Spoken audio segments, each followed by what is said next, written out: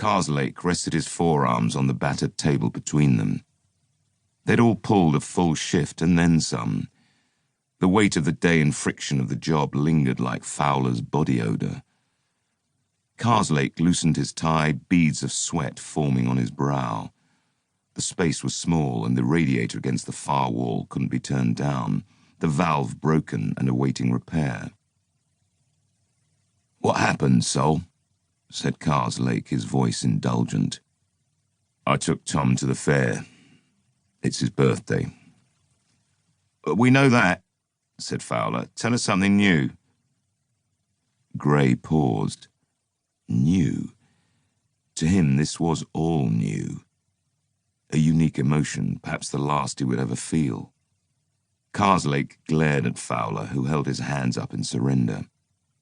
"Carry on, Sol." "I took Tom to the fair. It's his birthday," repeated Gray, his memory organized in a straight line. "Just the two of you?" A sharp nod. "The original plan was we'd go as a family, but Hope wasn't feeling too well, so Kate stayed behind. We were all disappointed. Hope's only 2 years older, and it would have been great fun for her too." "How old is Tom?" Karslake knew the answer. It was for the tape. 6. He's 6. And he's out there somewhere alone. Gray rose from his seat, driven to start looking for his son again. Karslake placed a restraining hand on his arm. "Sit down. We've got all boots on the ground right now. Understand?" After a moment, Gray nodded and settled again. "Good. Now, what was the fair like?" Gray skipped back a few hours in his mind. Bright lights, screams of enjoyment, loud music.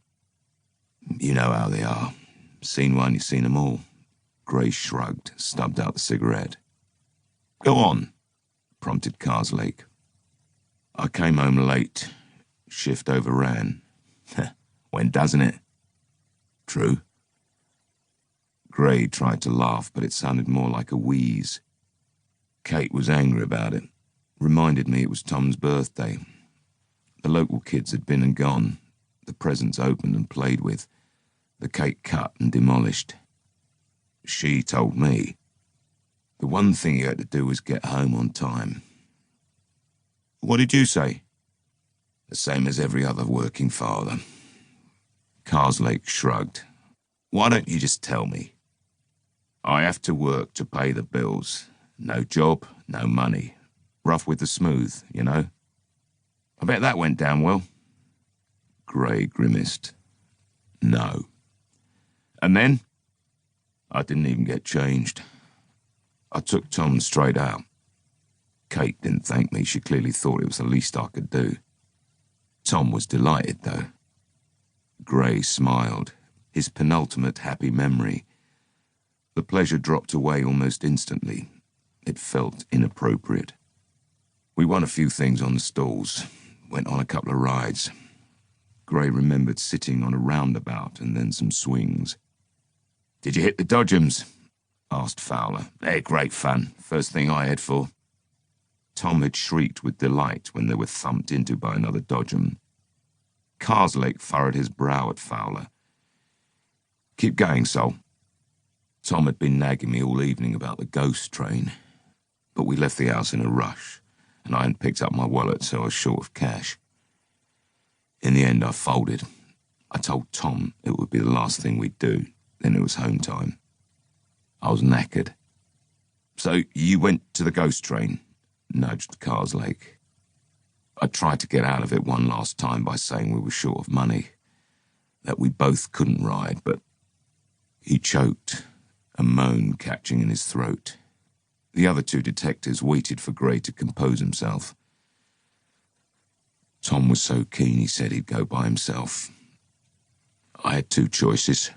I could take him home kicking and screaming and face Kate's wrath, or, you know. "You let him go on," said Fowler, unable to keep the disbelief out of his voice. "The lad's 6 years old." "If I could go back and change it, believe me, I would." "There's no need to justify yourself," said Karslake. What happened after that? We queued. Tom held my hand the whole time. I could feel him trembling with excitement. The car arrived. He sat down and looked so small that I almost stopped in there and then. Then the bar dropped down and off he went into the darkness, a huge grin on his face. Gray stared into the middle distance. He didn't come out again. What do you mean? When his carriage came back, it was empty. What did you do? I just stood there. Then I dropped everything I was holding and pushed inside. It was dark. I fumbled around, couldn't find anyone, not even the ghost. I shouted for Tom. No reply. I ran out behind the ride. Nothing.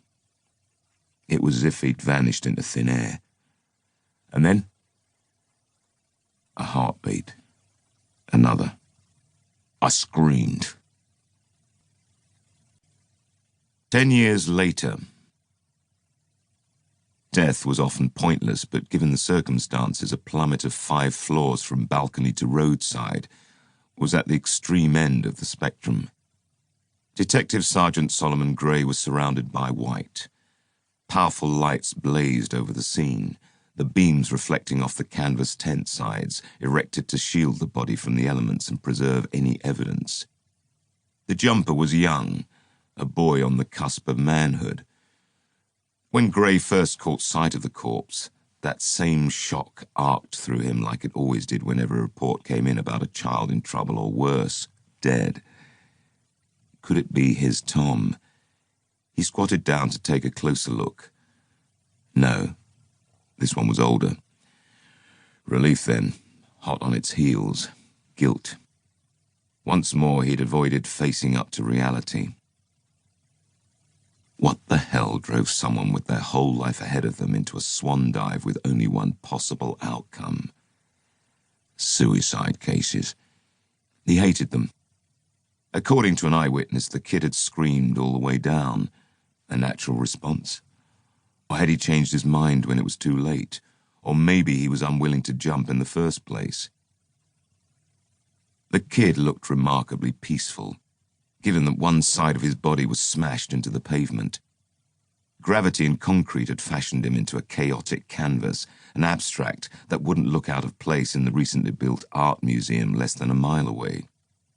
If it wasn't for the Jackson Pollock blood spatter and the vacant staring eyes, Gray could have imagined him asleep. Gray's mind was like an artist's palette, assumptions and suppositions whirling into one colourful mess, the past joining with the present, a reminder of his wife's passing, by her own hand, too. "Are you all right?" asked the attending pathologist, Dr. Ben Clough, who loomed over Gray, casting a long shadow. He peered at Gray through his glasses with unblinking eyes. Clough was a neat, precise man, combed sandy hair, trimmed fingernails, washed clothes, the antithesis of Gray in appearance, identical to Gray in the difficulty he had connecting with people. Clough was competent, bordering on arrogant. Clough had the wiry physique of an athlete, all sinew and muscle. When not working ridiculously long hours, he pounded the streets, loping mile after mile. Most presumed it was an escape from his job. Gray knew Clough just preferred solitude. He could relate to that. "I've seen everything I need to," said Gray. "Haven't we all?" Clough sounded much older than he looked. "I'll call when the post-mortem is scheduled." The pair exchanged brief farewells out of courtesy before Gray gratefully stepped out of the evidence tent. It was overcast and chilly outside. Arlington House, a granite grey high-rise on the Margate seafront, and the deceased's diving board, was perfectly in keeping with the seasonal inclemency and the dingy atmosphere. It looked like a monumental tomb. Gray counted 5 floors and fixed his eyes on the offending balcony. It didn't look that high up. He wiped a hand over his forehead. It came away slick. A gust of wind slapped Gray, reminding him it was December, when autumn was buried and past and winter was tightening its grip.